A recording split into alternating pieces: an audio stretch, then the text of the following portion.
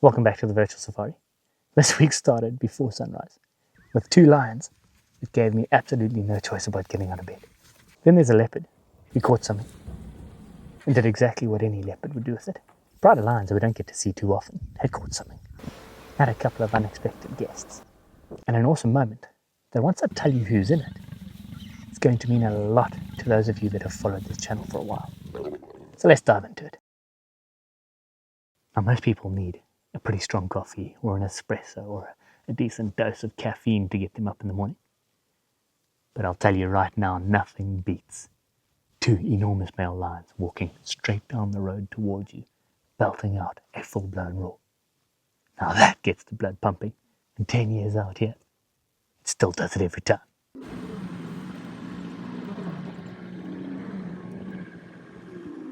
We've raced out now, because we've just heard lions calling for the last 2 hours or so, right by camp. And I have no idea who this could be. The Styx male and Kambula breakaway female had a giraffe carcass very close to camp. And initially I thought the roars sounded like it might be from them. But the more recent roars sound like some big dominant males and 2 of them calling. Now the bush has gone awfully quiet.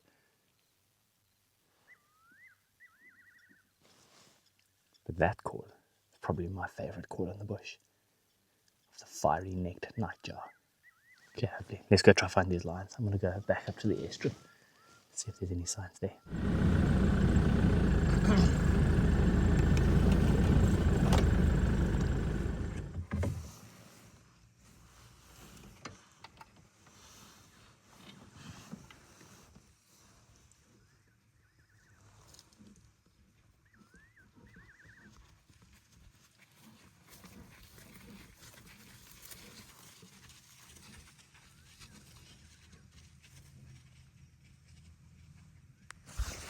Oh my god, that's incredible. 2 beastly males like that walking right past the vehicle in the dark.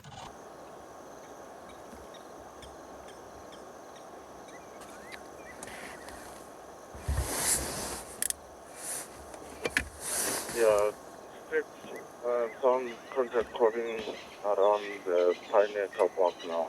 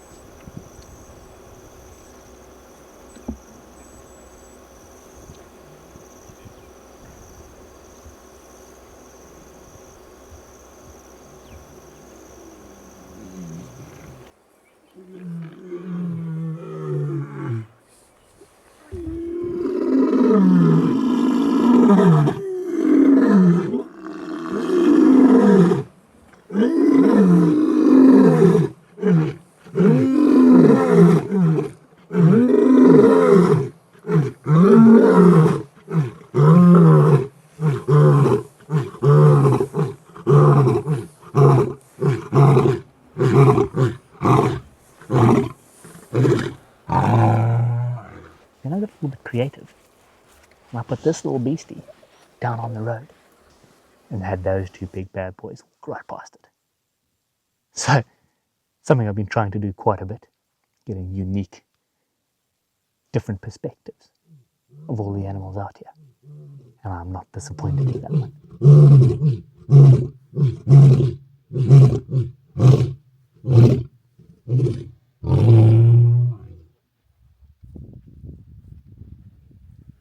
Sometimes it works, sometimes it doesn't. I think this time round, we absolutely nailed it.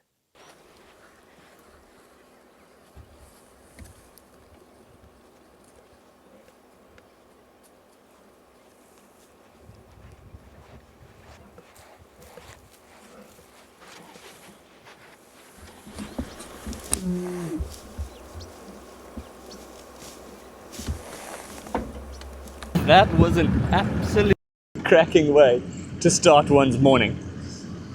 As you can imagine, lions roaring like that right by camp is going to get everyone's attention when everyone wants to get there to see them. So, sun hasn't even come up yet. We've moved out of our first sighting, made some space for some of the other guys to get in there. But to have the Plains Camp males strutting around here like this, scent marking, calling, it's a pretty bold claim, but one that we're not upset about. We featured the Gajima males a lot in the most recent weeks. Nice to have the Plains Camp males showing face, and having walk right past the vehicle like that was next level. Getting that low angle shot of them was even better. So, cracking way to start the day. What the rangers saw that night was absolutely mental. I'm just so big I wasn't able to be there myself to see.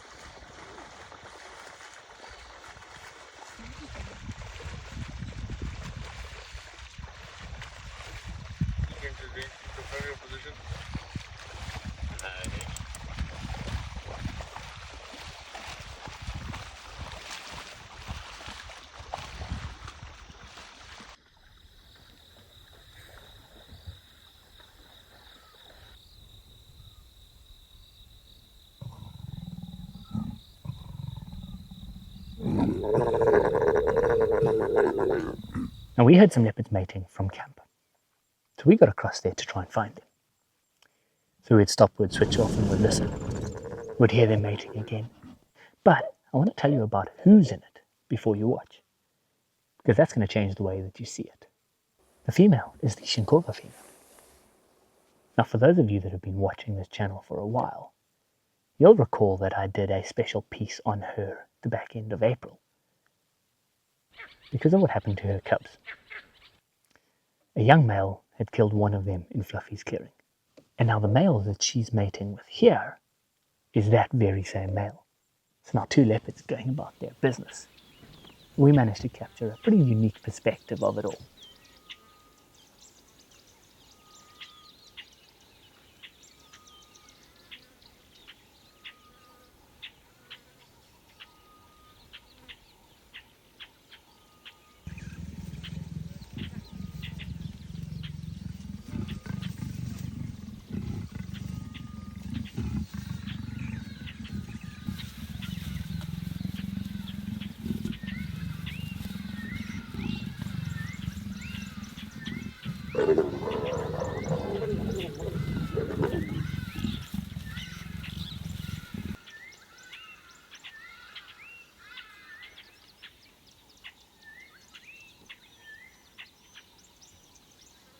I want to be very careful about how I say what I say next, because it's very easy to project onto this in a way that doesn't serve the reality of what's happening.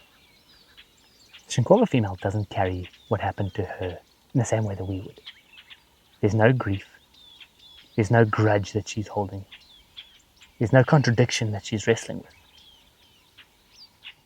So now what drives a male to kill cubs? It's essentially removing another male's genetics to allow that female to become receptive again so that he can mate with her and sire his own offspring. It's the same biology that makes him a viable mate. The Shinkova female sees him as a dominant male in the area, and she essentially wants that dominant male to be the father of her offspring.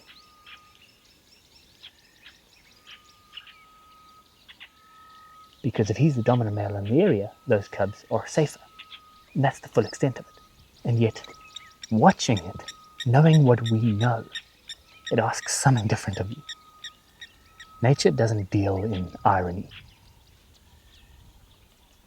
But then it hands you a sighting like this that certainly does feel like it.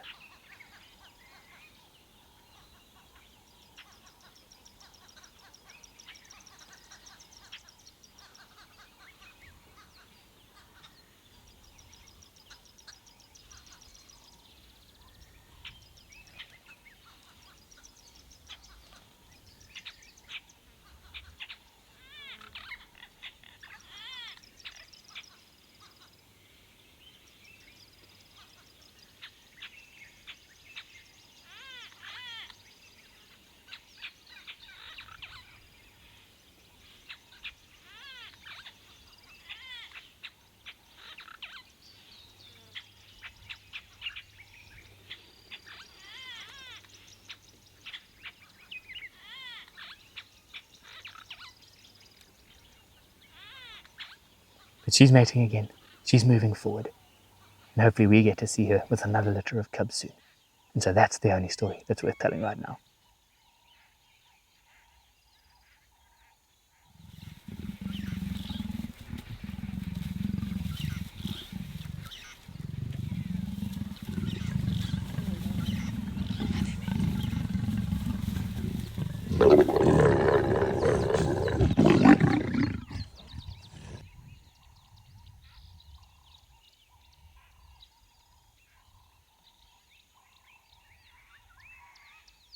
The following morning, we headed out to try and find the mating leopards again.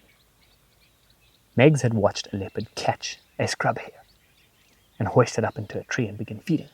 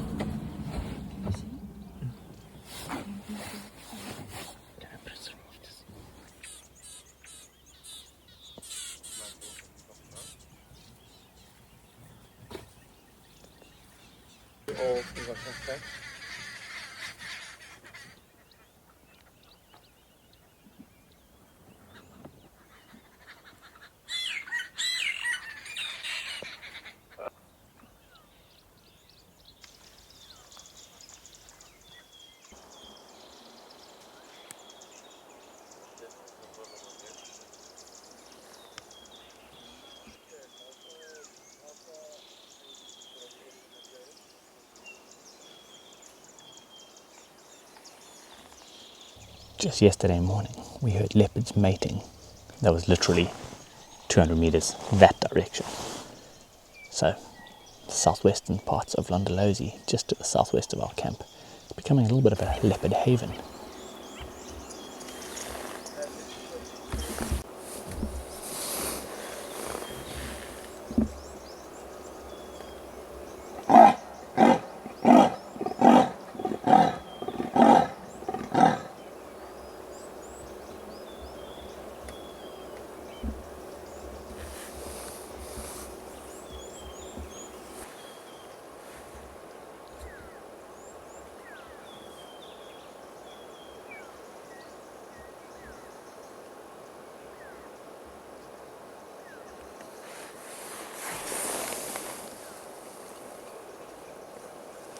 So that all begs the question. This is the Shinkova female. Where's the male gone?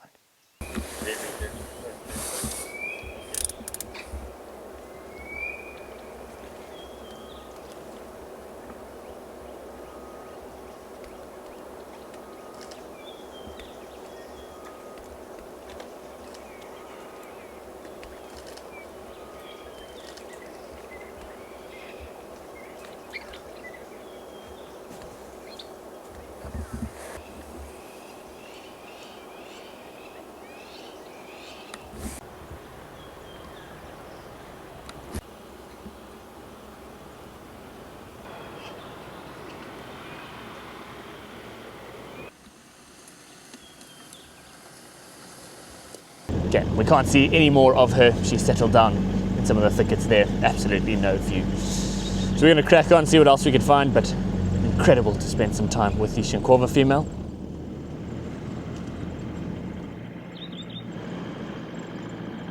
Then there was a sighting from a little while ago that we haven't had a chance to share. It has been quite some time since I have seen the Mangenbrand, and they are all looking phenomenal. We currently have 5 very fat cats, all just lounging about here. One of the females busy feasting away. She has not stopped feeding since I've been here.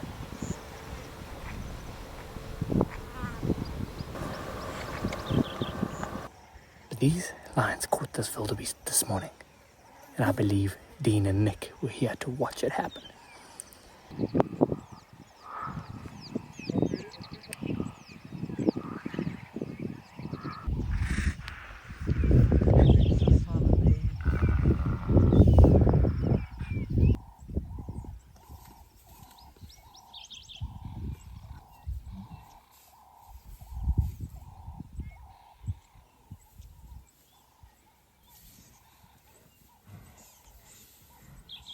It's great to see these lions. We're going to wrap it up now, make some space for Jerry and Megan to get in here. But this has been a phenomenal time, just watching these lions feast away, lounge about, full bellies, some vultures in the background, a jackal cruising around as well.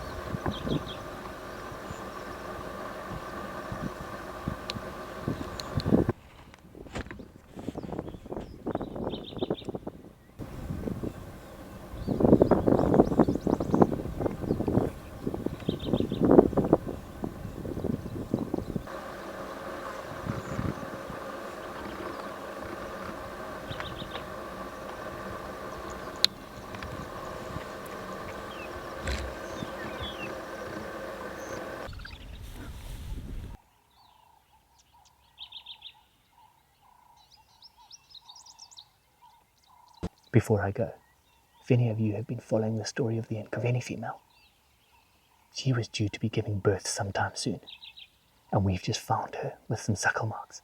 So now the search for that den begins. So if you want to be with us when we find her den, make sure you hit subscribe so you don't miss it.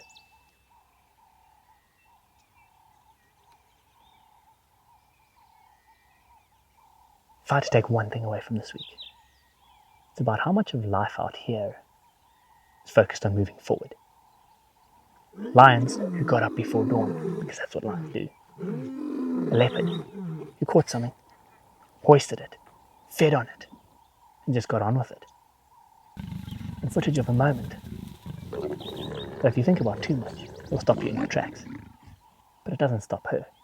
Shinkova is moving forward. And out here, that's everything.